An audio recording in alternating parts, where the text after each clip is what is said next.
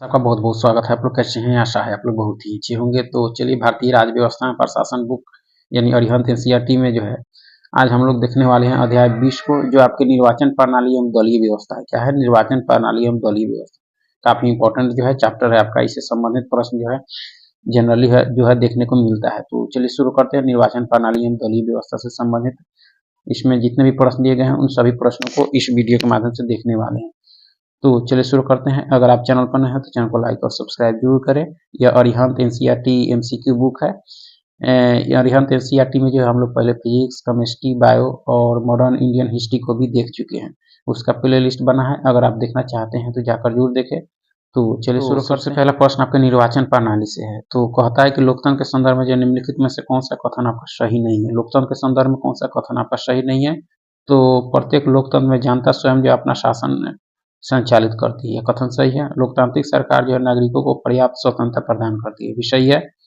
अप्रत्यक्ष लोकतंत्र में जनता अपने जो प्रतिनिधियों का चुनाव करती है। अप्रत्यक्ष लोकतंत्र में जनता जो है अपने प्रतिनिधियों का चुनाव करती है, भी कथन सही है।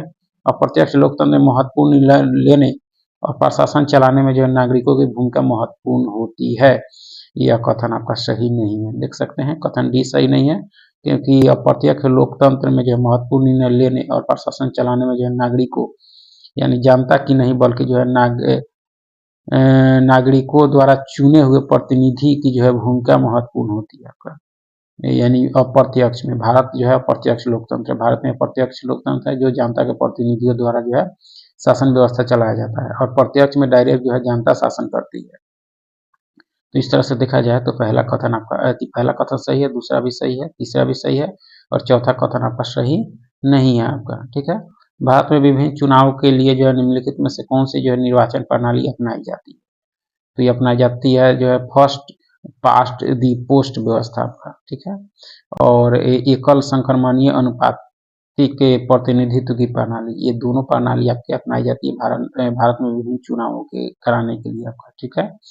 देख सकते भारत में विभिन्न चुनाव के लिए अपनाई जाने वाली निर्वाचन प्रणाली के संबंध में पहला और तीसरा सही है। भारत में लोकसभा तथा राज्य विधानसभा में जो है चुनाव में बहुलवादी प्रणाली अपनाई जाती है। इस प्रणाली को जो ही फर्स्ट पास्ट दी पोस्ट व्यवस्था कहा जाता है। इसका अर्थ है कि जो सबसे आगे है उसकी जीत है आपका। ठीक है। राष्ट्रपति तथा उपराष्ट्रपति के निर्वाचन में तथा जो है राज्यसभा और राज्य विधान परिषद के जो है चुनाव में एकल संक्रमणीय अनुपातिक प्रतिनिधित्व प्रणाली अपनाई जाती है। यह प्रणाली जो है निर्वाचक मंडल द्वारा जो है संपन्न होता है। इसमें जो है सदस्यों के मत का मूल्य एक विधि द्वारा जो है निर्धारित कर दिया जाता है। तो इस तरह से भारत में जो प्रणाली अपनाई जाती है निर्वाचन प्रणाली, उसमें आपका ऑप्शन ए और ऑप्शन 3 जो है सही है इसमें। ठीक है। आगे की निर्वाचन प्रणाली के संदर्भ में जो है निम्नलिखित में से कौन से जो है युग्म सही सुमेलित है? कौन सी युग्म सही सुमेलित है आपका?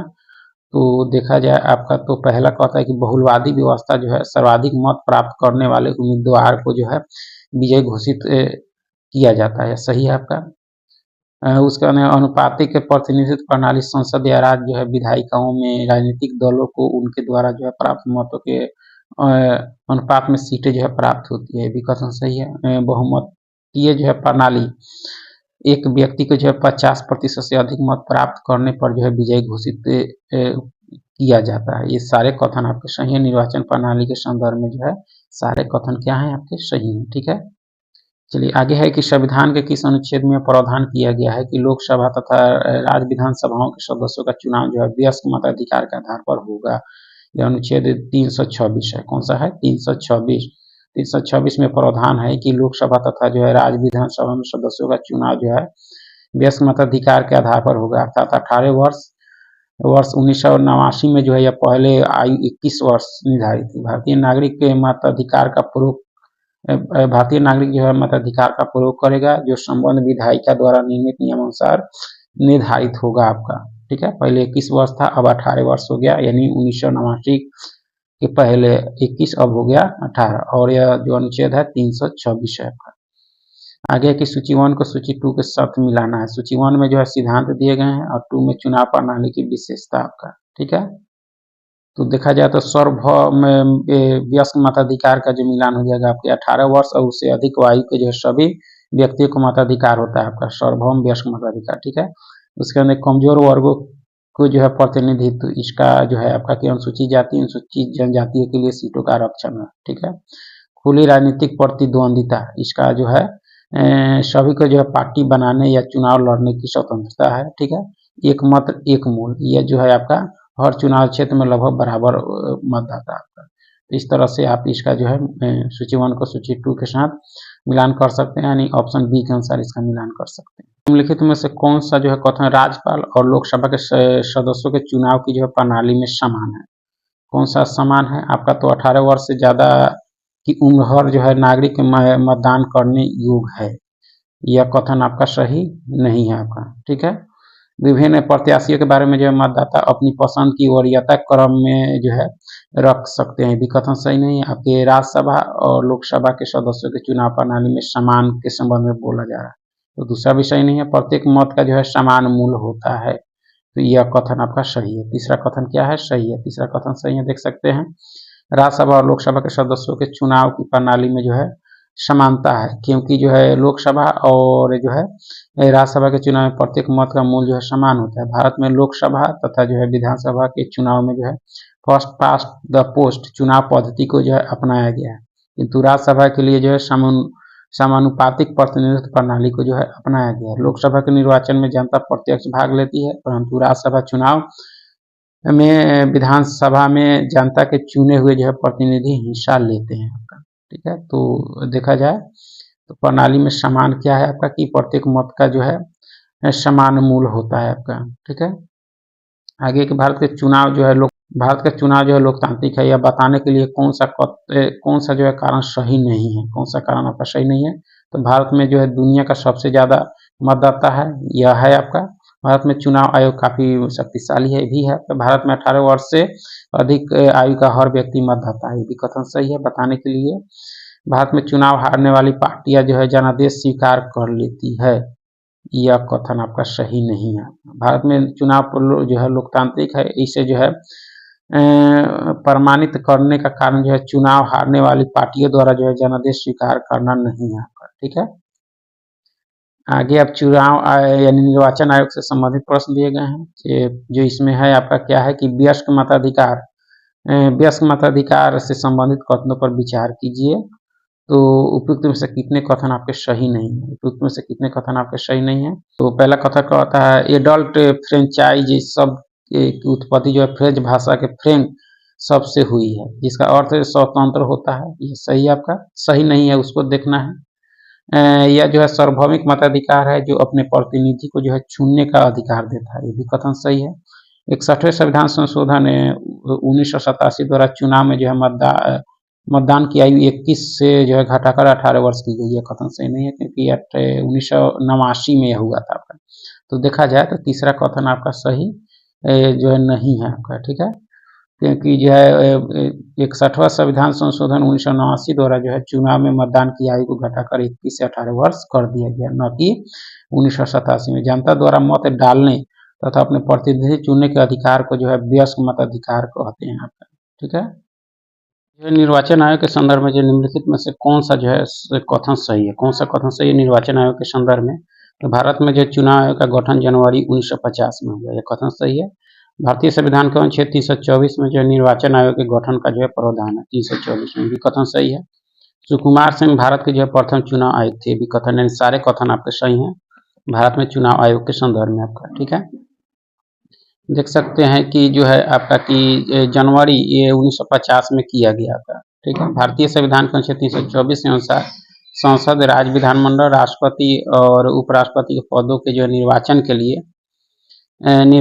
लिए संचालन, निर्देशन और नियंत्रण की जिम्मेदारी जो है निर्वाचन आयोग की है आपका। जनवरी 1950 से लेकर जो है अक्टूबर 1989 तक जो निर्वाचन आयोग एक सदस्यीय निकाय के रूप में जो है कार्य करता था, जिसमें केवल एक मुख्य निर्वाचन अधिकारी होता था। भारत के प्रथम चुनाव आयुक्त आपको सुकुमार सेन थे आपका। इस तरह से देखा जाए तो इसके संबंध में सारे कथन सही है आपके।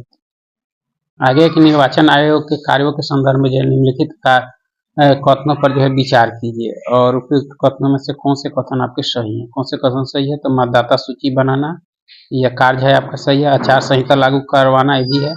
मतदान तथा मतगणना की तिथि घोषित करना ये भी है, चुनाव परिणामों की घोषणा करना, ये सारे कार्य हैं आपके निर्वाचन आयोग के कार्यों में सारे हैं आपका, ये सभी हो जाएंगे आपके। ठीक है, आगे है कि निम्न कथनों पर विचार कीजिए, उपयुक्त में से कौन से कथन आपके सही हैं। कौन से कथन सही है, तो निर्वाचन आयोग में जो है मुख्य निर्वाचन आयुक्त के अतिरिक्त कुछ अन्य जो है सदस्य भी होते हैं और इन सभी की नियुक्ति जो है राष्ट्रपति द्वारा की जाती है, सही है। कार्यों को संपन्न करने में जो है सहायता करने के लिए राष्ट्रपति निर्वाचन आयोग की जो है परामर्श से कुछ क्षेत्रीय आयुक्त भी जो है जिन्हें वह जो उचित समझे नियुक्त कर सकता है, ये दोनों कथन आपके सही हैं। ठीक है, संविधान के अनुच्छेद 324 में वर्णित है कि निर्वाचन आयोग जो है मुख्य निर्वाचन आयुक्त और अन्य आयुक्तों से मिलकर जो है बना है। इन सभी की जो है नियुक्ति राष्ट्रपति द्वारा की जाती है। राष्ट्रपति निर्वाचन आयोग की सलाह पर जो है प्रादेशिक आयुक्तों की नियुक्ति कर सकता है, जिसे वह जो है निर्वाचन आयोग के सहायता के लिए जो आवश्यक समझे आपका। ठीक है, आगे है कि भारत के निर्वाचन आयोग के संदर्भ में जो है निम्नलिखित कथनों पर विचार कीजिए और उपयुक्त में से कौन से कथन आपके सही हैं। तो मुख्य चुनाव आयुक्त और अन्य चुनाव आयुक्तों को जो है समान अधिकार प्राप्त है, किंतु मिलने वाले वेतन में समानता, यह कथन सही है, गलत है आपका। ठीक है, क्योंकि समान अधिकार प्राप्त नहीं है, पहला कथन सही नहीं है। मुख्य चुनाव आयुक्त वही वेतन पाने का हकदार है जितना उच्चतम न्यायालय के न्यायाधीशों को दिया जाता है, ये कथन आपका सही है। ठीक है, मुख्य निर्वाचन आयुक्त को जो है उसी प्रकार और जो है उन्हीं आधारों पर जो अपदस्थ किया जाता है जिस प्रकार और जो है जिन आधारों पर उच्चतम न्यायालय का कोई भी जो है न्यायाधीश अपदस्थ किया जाता है, ये भी कथन आपका सही है। चुनाव आयुक्त का कार्यकाल जो है पद ग्रहण की तिथि से 5 वर्ष के लिए या जो है 62 वर्ष की आयु यानी जो पहले हो तक होता है, ये कथन आपका सही नहीं है। तो सिर्फ दूसरा और तीसरा कथन सही है, देख सकते हैं। संबंध में जो है दूसरा और तीसरा कथन सही है, क्योंकि मुख्य चुनाव आयुक्त तथा अन्य चुनाव आयुक्तों के अधिकार और वेतन तथा भत्ता जो है समान है। ठीक है, उन्हें जो है वहीं में वेतन मिलता है जो उच्चतम न्यायालय के न्यायाधीशों को प्राप्त है। चुनाव आयुक्त जो है यानी मुख्य चुनाव आयुक्त अपने पद पर जो है 6 वर्ष या 65 वर्ष की आयु जो पहले आए तक रह सकता है, उसे जो है उसी प्रकार हटाया जा सकता है जो उच्चतम न्यायालय के न्यायाधीशों के लिए वर्णित है। तो इस तरह से देखा जाए तो दूसरा और तीसरा कथन ही सही है, पहला और चौथा कथन सही नहीं है आपका। निर्वाचन आयोग के कार्यों के संदर्भ में जो निम्नलिखित में से कौन से कथन आपके सही हैं। निर्वाचन आयोग के कार्यों के संबंध में कौन से कथन आपके सही हैं, तो देखा जाए तो मतदाता सूची तैयार करना, राजनीतिक दलों को मान्यता देना, चुनाव के कार्यक्रम का निर्धारण करना, उम्मीदवारों और मतदाताओं के लिए जो दिशा निर्देश जारी करना, चुनाव परिणामों की घोषणा करना, ये सारे कार्य आपके निर्वाचन आयोग के कार्यों में के संदर्भ में क्या है, सही है आपका। ठीक है, आगे है कि भारतीय चुनाव आयोग द्वारा जो है संसदीय और विधानसभा क्षेत्रों के जो है चुनाव में इलेक्ट्रॉनिक वोटिंग मशीन यानी ईवीएम्स और वोटर जो है वेरीफाइएबल पेपर ऑडिट ट्रायल यानी वीवीपैट का उपयोग जो है किया जाता है। निम्नलिखित कथनों पर विचार कीजिए और कथनों पर विचार कीजिए और उपयुक्त में से कौन से कथन आपके सही नहीं है। कौन से कथन आपके सही नहीं है, तो देखना है। तो पहला कहता है कि केरल के जो है त्रिशूर चुनाव क्षेत्र में जो है पहली बार पायलट आधार पर जो है ईवीएम का प्रयोग किया गया था, यह कथन आपका सही नहीं है, क्योंकि जो है सबसे पहले जो है भारत में पहली बार जो है पायलट आधार पर ईवीएम का प्रयोग यानी उपयोग जो है 1982 में जो है केरल के पारूर विधानसभा क्षेत्र में किया गया था। ठीक है, तो इस तरह से देख सकते हैं, पहला कथन सही नहीं है। दूसरा कहता है कि ईवीएम का जो है निर्माण भारत इलेक्ट्रॉनिक लिमिटेड और electronics corporation of India limited द्वारा किया जाता है, यह कथन आपका सही है। सही नहीं है, उसको देखना है। तो पहला कथन सही नहीं है, दूसरा कथन आपका क्या है, सही है। तीसरा कहता है कि अरुणाचल प्रदेश के खोंसा विधानसभा चुनाव क्षेत्र के जो है उपचुनाव में पहली बार वीवीपैट का जो है प्रयोग किया गया था, ये भी कथन आपका सही नहीं है। ठीक है, भारत में वीवीपैट का सर्वप्रथम प्रयोग जो है 2013 में जो है नागालैंड के नोक्सेन सीट के उपचुनाव में हुआ था, न कि अरुणाचल प्रदेश में। तो इस तरह से देखा जाए तो तीसरा कथन भी आपका क्या है, सही नहीं है आपका। चौथा है आपका कि वीवीपैट एक अतिरिक्त इकाई है जो ईवीएम के साथ जुड़ी हुई होती है, जिसमें केवल जो है वोट किए गए प्रत्याशी के क्रम संख्या और चुनाव चिन्ह प्रिंट होता है, यह कथन आपका सही नहीं है। चौथा कथन भी सही नहीं है।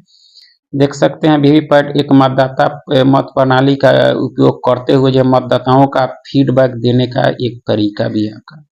तो इस तरह से देखा जाए तो चौथा कथन यानी पहला, तीसरा और चौथा कथन आपका सही नहीं है इसमें। निर्वाचन आयुक्त हटाया जा सकता है किस तरह? तो मुख्य निर्वाचन आयुक्त के परामर्श पर राष्ट्रपति द्वारा हटाया जा सकता है। राष्ट्रपति निर्वाचन आयुक्तों को जो है मुख्य निर्वाचन आयुक्त के परामर्श द्वारा जो है पद से हटाया जा सकता है। मुख्य निर्वाचन आयुक्त को जो है कार्यकाल पूरा होने से पूर्व जो है राष्ट्रपति द्वारा हटाया जा सकता है, किंतु इसके लिए संसद के दोनों सदनों की जो है विशेष बहुमत से पारित एक आशय का प्रतिवेदन राष्ट्रपति को भेजना होगा।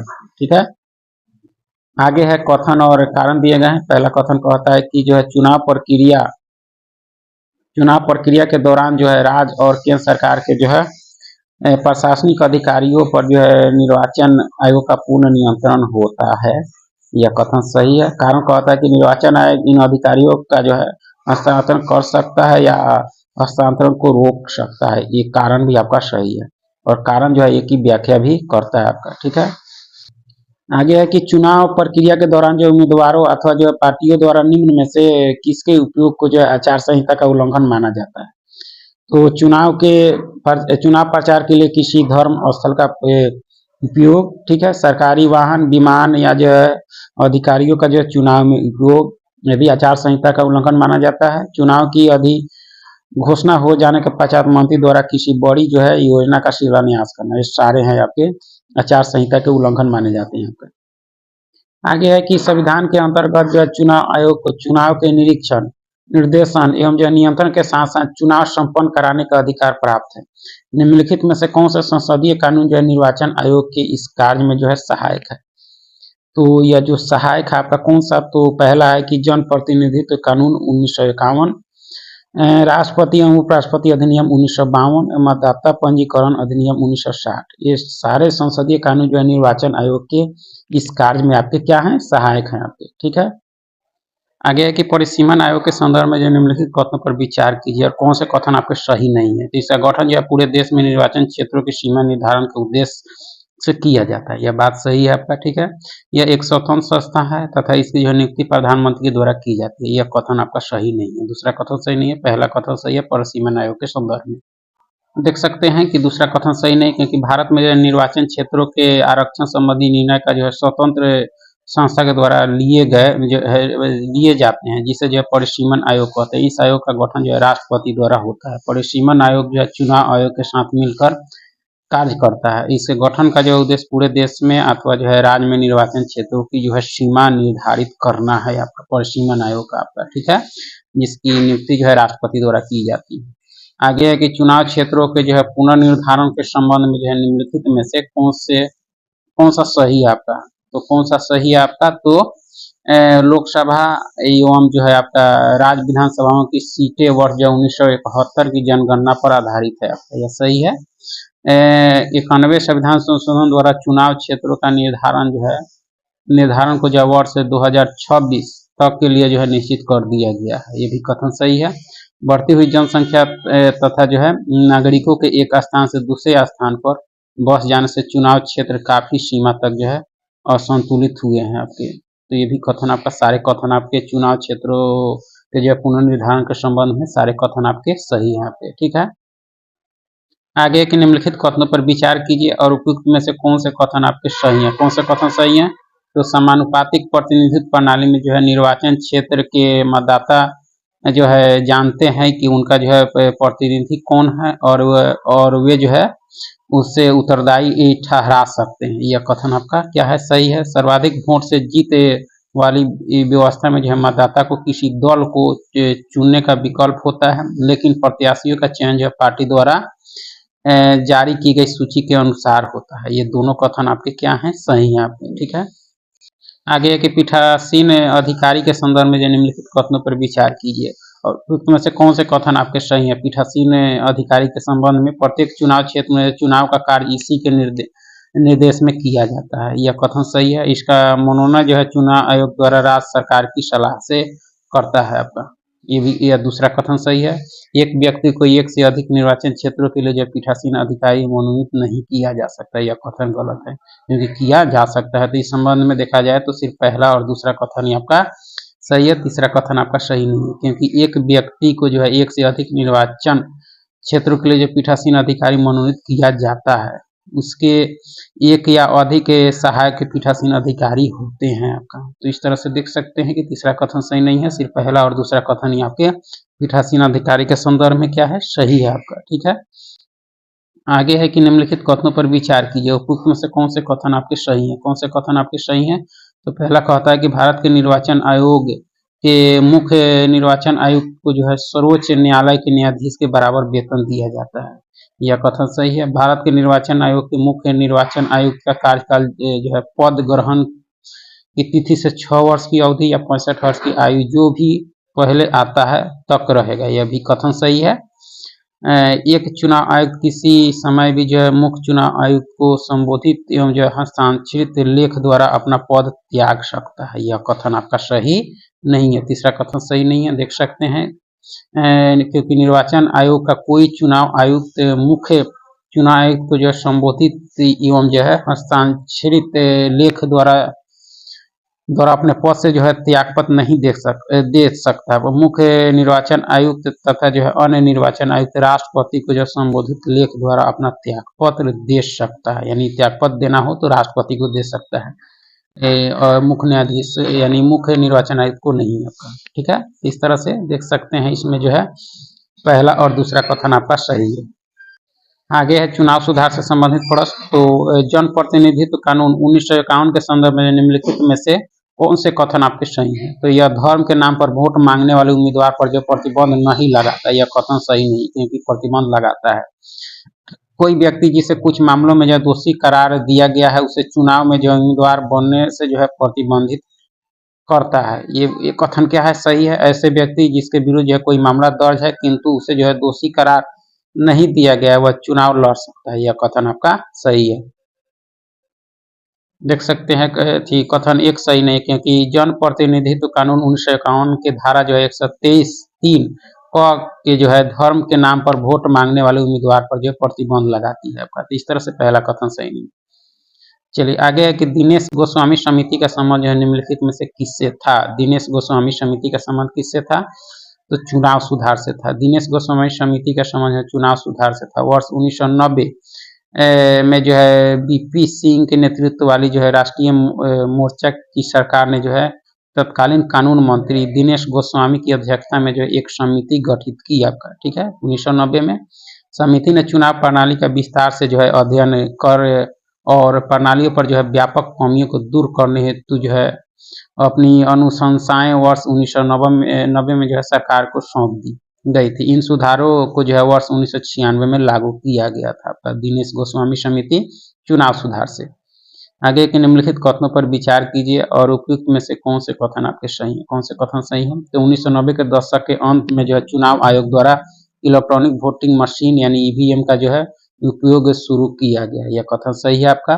ठीक है, दूसरा है कि वर्ष 2004 तक जो है संपूर्ण भारत में इलेक्ट्रॉनिक वोटिंग मशीन का जो है उपयोग प्रारंभ हो गया, ये दोनों कथन आपका क्या है, सही है आपका। ठीक है, भारत में जो प्रथम 2 आम चुनावों के बाद जो है बैलेट पेपर का उपयोग किया जाने लगा। बैलेट पेपर में जो है मतदाता को जो मत पत्र अपने पसंद के उम्मीदवार के नाम पर जो है मुहर लगानी होती थी। यह तरीका लगभग 40 वर्ष तक अमल में रहा। वर्ष 1960 के अंत में जो है चुनाव आयोग ने इलेक्ट्रॉनिक वोटिंग मशीन का जो उपयोग शुरू किया। 1998 में जो है पूर्व के तौर पर पहली बार दिल्ली, राजस्थान, मध्य प्रदेश विधानसभा चुनाव में जो है ईवीएम का उपयोग हुआ था। और 1999 के जो है गोवा विधानसभा चुनाव में पहली बार जो है ईवीएम का जो है पूरे राज्य में उपयोग हुआ था। 2004 तक जो संपूर्ण भारत में ईवीएम का उपयोग जो है प्रारंभ हो गया। तो इस तरह से देख सकते हैं इसमें जो है दोनों कथन आपका क्या है, सही है।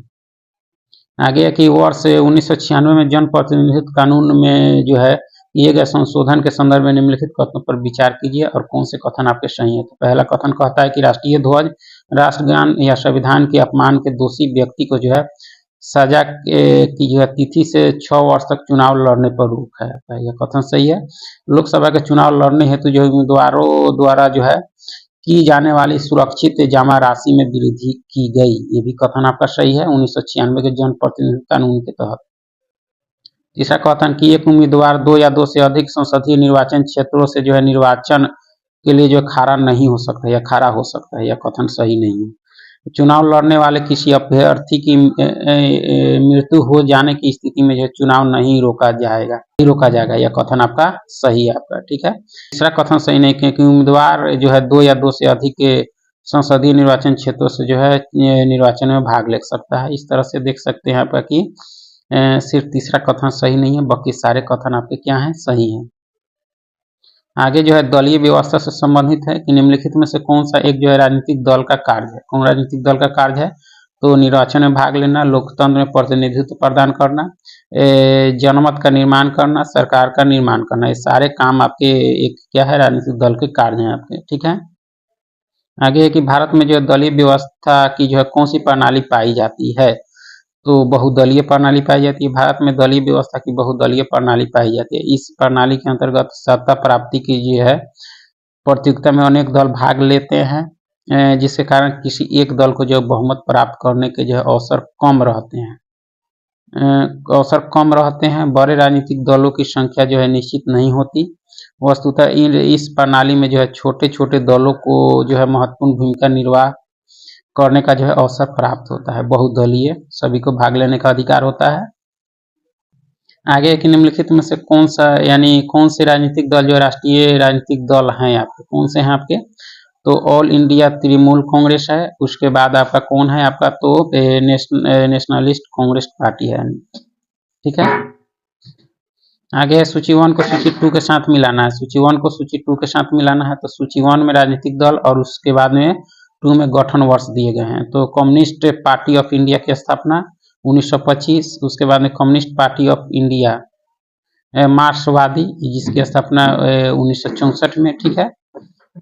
AIADMK इसकी स्थापना 1972, तेलुगु देशम इसकी स्थापना आपके 1982 में। इस तरह ऑप्शन ए के अनुसार इसका मिलान कर सकते हैं। राजनीतिक दलों की मान्यता के संदर्भ में जो है निम्नलिखित कथनों पर जो है विचार कीजिए और कौन से कथन आपके सही हैं। तो किसी राजनीतिक दल को जो है राज्य स्तरीय दल के रूप में जो है मान्यता के लिए राज्य विधानसभा के चुनाव में पड़े कुल मतों का जो है 6% और कम से कम 2 सीटों पर जो है जीत दर्ज करना आवश्यक होता है, यह कथन सही है।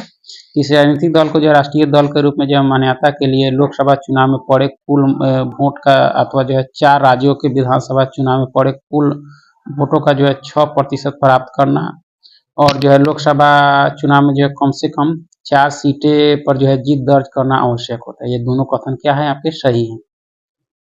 आगे के निम्नलिखित में से जो है किन दलों की स्थापना डॉक्टर भीमराव अंबेडकर ने जो है की थी, किसकी की थी, तो यह की थी आपके all India schedule caste federation की और इंडिपेंडेंट लेबर पार्टी की, ठीक है।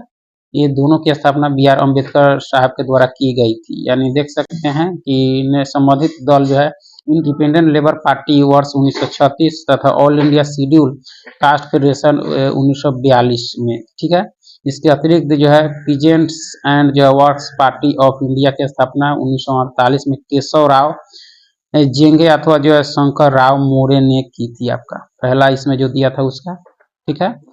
आगे एक निम्नलिखित में से कौन सा कथन आपके सही नहीं है, कौन सा कथन आपका सही नहीं है, तो पहला कहता है कि प्रथम आम चुनाव में भारतीय राष्ट्रीय कांग्रेस ने जो है लोकसभा की कुल 489 सीटों में से जो है 346 सीटों पर जो है दर्ज की थी, ये कथन सही है। प्रथम आम चुनाव में भारतीय कम्युनिस्ट पार्टी दूसरी सबसे बड़ी पार्टी थी, ये भी सही है। वर्ष 1997 में भारतीय कम्युनिस्ट पार्टी के नेतृत्व में जो एक गठबंधन की सरकार बनी, ये भी सही है। सही नहीं है उसको देखना है। केरल की सरकार को जो अगस्त 1960 में अनुच्छेद 356 के अंतर्गत जो है बर्खास्त कर दिया गया, यह कथन आपका सही नहीं है। चौथा कथन सही नहीं है।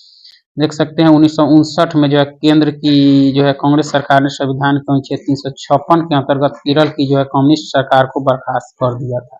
यहाँ 1960 दे रहा है, जो कि यह हुआ था आपको 1959 में, ठीक है। इसका मुख्य कारण जो है वर्ष 1957 के चुनाव में जो कांग्रेस की केरल में हार हुई थी। यह प्रथम अवसर था जब कम्युनिस्ट पार्टी की सरकार जो है लोकतांत्रिक चुनाव के द्वारा बनी थी आपके 1959 में। आपका इस तरह से देख सकते हैं कि चौथा कथन आपका सही नहीं है, बाकी सारे कथन आपके क्या हैं, सही हैं, ठीक है। आगे सूची 1 को सूची 2 के साथ मिला नेताओं के नाम और दलों के नाम। तो एस ए डांगे यानी भारतीय कम्युनिस्ट पार्टी, ठीक है। उसके बाद में जो है श्यामा प्रसाद मुखर्जी भारतीय जनसंघ, उसके बाद मीनू मसानी स्वतंत्र पार्टी, अशोक मेहता प्रजा सोशलिस्ट पार्टी, इस तरह से मिलान कर सकते हैं। देख सकते हैं श्रीपद अमृत यानी एस ए डांगे भारतीय कम्युनिस्ट पार्टी के संस्थापक सदस्यों में से एक थे। श्यामा प्रसाद मुखर्जी भारतीय जनसंघ के संस्थापक एवं हिंदू महासभा के नेता थे आपके। मीनू मसानी भारत के जो स्वतंत्रता संग्राम के सेनानी, राजनेता, पत्रकार, लेखक एवं जो है सांसद थे। इनका संबंध स्वतंत्र पार्टी से था। अशोक मेहता का संबंध जो प्रजा सोशलिस्ट पार्टी से था। वर्ष 1964 में इस पार्टी से जो है निकाले जाने के बाद वे कांग्रेस में शामिल हो गए थे आपका, ठीक है। कथनों पर विचार कीजिए और उपयुक्त में से कौन से कथन आपके सही नहीं है। कौन से कथन आपके सही नहीं है तो देखा जाए तो पहला कहता है कि राम मनोहर लोहिया एक समाजवादी नेता, विचारक और गैर कांग्रेसवाद के जो है रणनीतिकार थे, यह सही है।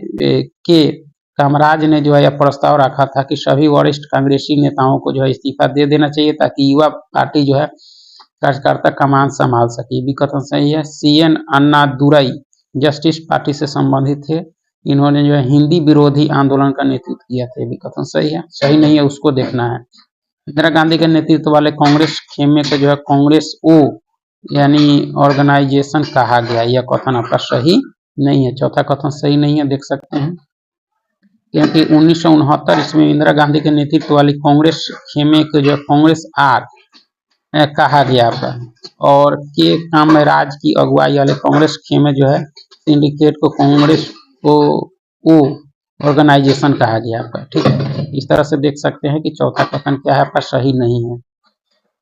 आगे कि निम्नलिखित में से कौन सा कथन आपके सही है। कौन से कथन सही है तो वर्ष 1977 के चुनाव के पश्चात जब मोरारजी देसाई के नेतृत्व में जनता पार्टी की सरकार बनी है, सही है। जनता पार्टी का निर्माण जो है प्रमुख रूप से 5 पार्टियों के विलय से हुआ था, ये भी कथन सही है। जनता पार्टी की सरकार ने जो है अपना 5 वर्ष का कार्यकाल पूरा किया, यह कथन सही नहीं है क्योंकि 5 वर्ष का उसने कार्यकाल पूरा नहीं किया।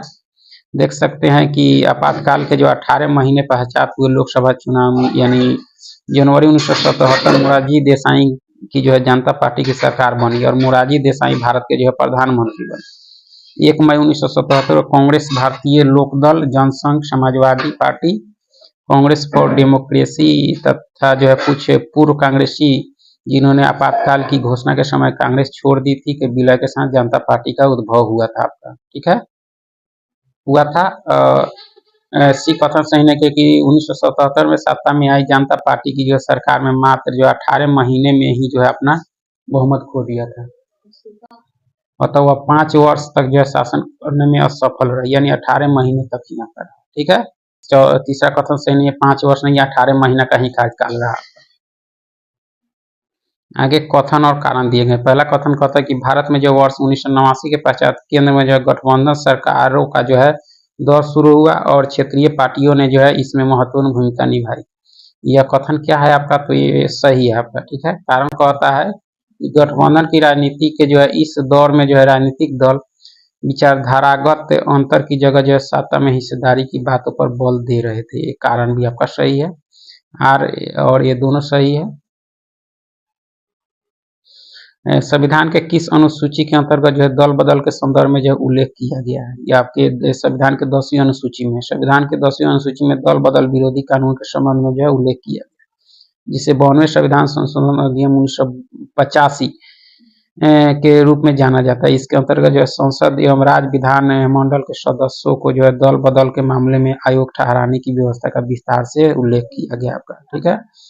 दल बदल के संदर्भ में निम्नलिखित कथनों पर विचार कीजिए और उपयुक्त में से कौन से कथन आपके सही हैं। दल बदल के संबंध में कौन से कथन आपके सही हैं तो पहला कहता है कि दल बदल से संबंधित विवादों पर अंतिम निर्णय जो सदन का अध्यक्ष लेता है, यह सही है आपका, ठीक है। किसी सदस्य के जो है दल बदल सिद्ध होने पर जो है उसकी सदन की सदस्यता समाप्त की जाती है और उससे जो है किसी भी राजनीतिक दल के राजनीतिक पद के लिए जो है आयोग घोषित कर दिया जाता है, ये कथन सही है आपका।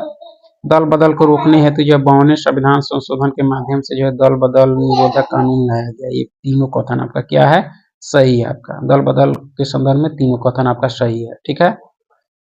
आगे है कि भारत में दल बदल विरोधी कानून के संदर्भ में निम्नलिखित कथनों पर विचार कीजिए, उपयुक्त में से कौन से कथन आपके सही है। तो यह कानून जो है कोई समावधि नहीं देता है, जिसके अंदर जो है पीठासीन अधिकारी को जो है दल बदल मामला भी निश्चित करना होता है आपका, ठीक है। दूसरा कथन क्या है आपका सही है, दल बदल विरोधी कानून के संदर्भ में। आगे है कि राजनीतिक दलों के स्तर पर जो है सुधार हेतु निम्न में से कौन से जो है प्रावधान किए गए हैं। तो ये राजनीतिक दलों के जो है आंतरिक कामकाज को जो है व्यवस्थित करने हेतु कानून बनाया गया है, यह कथन सही नहीं है, ठीक है। सरकार जो है दलों को चुनाव लड़ने के लिए जो धन प्रदान करती है, भी कथन सही नहीं है। राजनीतिक दलों के लिए जो दल के प्रमुख पदों पर जो है महिलाओं के लिए 1/3 स्थान अथवा चुनाव में जो प्रतिनिधित्व देने का प्रावधान है, ये भी कथन सही नहीं है आपका, ठीक है। प्रश्न में दिए गए जो है सभी कथन राजनीतिक दलों के स्तर पर जो सुधार हेतु प्रावधानों में शामिल नहीं है, बल्कि ये राजनीतिक दलों के सुधार हेतु जो है की गई अनुशंसाएं थी, जिन्हें जो है अभी तक माना नहीं गया है। राजनीतिक दलों के स्तर पर जो सुधार हेतु निम्न प्रावधान किए गए। दल बदल की प्रक्रिया को रोकने के लिए 92 और 91 संविधान संशोधन हुए। उच्चतम न्यायालय द्वारा जो है पैसे और अपराधियों के प्रभाव को कम करने हेतु जो है जारी किया गया आदेश। चुनाव आयोग द्वारा जो एक आदेश के द्वारा जो है सभी दलों को संगठित चुनाव कराना और आयकर का रिटर्न भरना आवश्यक बना दिया गया। ये सारे थे अब, लेकिन यह शामिल जो है आपके शामिल नहीं है, ठीक है। आगे है कि दबाव समूह के संदर्भ में जो निम्नलिखित में से कौन से कथन आपके सही नहीं है। कौन से कथन सही नहीं है। यह समूह जो है संगठित होते हैं और सरकार की नीतियों को जो प्रभावित करने का प्रयास करते हैं, सही है। इन समूहों का लक्ष्य जो है सत्ता पर नियंत्रण करने अथवा जो है उसमें हिस्सेदारी करने का नहीं होता, बल्कि उसकी जो है दिशा और नीतियों को जो है विशेष ढंग से बदलना होता है, ये सही है। इन समूहों के सदस्य जो अपने व्यक्तिगत हितों के लिए कार्य करते हैं, यह कथन आपका सही नहीं है, ठीक है। तो देख सकते हैं तीसरा कथन सही नहीं है। दबाव समूह के संदर्भ में जो है तीसरा कथन सही नहीं है। इन समूहों का ध्यान जो है कुछ मुद्दों तक ही जो है सीमित रहता है और पराया हुए जो है किसी विशेष लक्ष्य अथवा एक विशेष समूह के हितों से ही जो है सरोकार रखता है, ये कथन सही है। तो तीसरा कथन सही नहीं है दबाव समूह के संदर्भ में। आगे के निम्नलिखित में से कौन सा जो है दबाव समूह व्यापार और उद्योग समूह से जो है संबंधित है। कौन सा है आपका। तो चैम्बर ऑफ कॉमर्स एंड जो है इंडस्ट्रीज और उनके परिसंघ जो है आपके में समूह जो व्यापार और उद्योग समूह से जो है संबंधित है। आप देख सकते हैं चैम्बर ऑफ कॉमर्स एंड जो है इंडस्ट्रीज जो है और उनके जो है परिसंघ एक दबाव समूह का उदाहरण है जो व्यापार और उद्योग समूह से जो है संबंधित है, जबकि all India trade union Congress दबाव समूह यह मजदूर संघ समूह से संबंधित है आपका इसमें, ठीक है। आगे के निम्नलिखित में से कौन सा जो है सही सुमेलित है।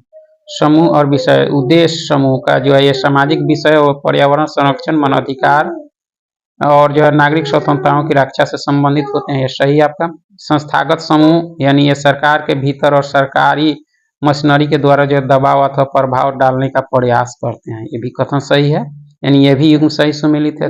तदर्थ समूह या किसी उद्देश्य विशेष के लिए जो है किसी समय सरकार पर दबाव डालने के लिए जो अस्तित्व में आते हैं, तो सारे युग्म इसमें क्या है सही सुमेलित हैं आपके। तो इस तरह से देखा जाए तो इसमें जो है सारे युग्म क्या है सही सुमेलित हैं आपके, ठीक है। आगे जो है सूची 1 को सूची 2 के साथ मिलाना। सूची 1 में संघर्ष दिए गए हैं, 2 में जो है संगठन दिए गए हैं।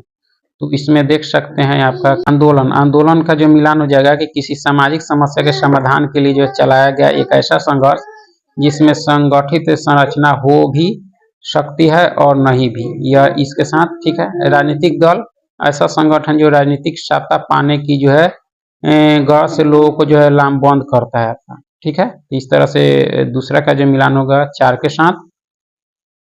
वर्ग विशेष के हित समूह जो होगा कि किसी विशेष वर्ग या समूह के हितों को जो है दबाव देने वाला संगठन, ठीक है। लोक कल्याणकारी हित समूह जो होता है आपके जन सम्मान के हितों को बढ़ावा देने वाला संगठन होता है। तो इस तरह से इसका जो है सूची 1 को सूची 2 के साथ ऑप्शन बी के अनुसार इसका मिलान कर सकते हैं आप।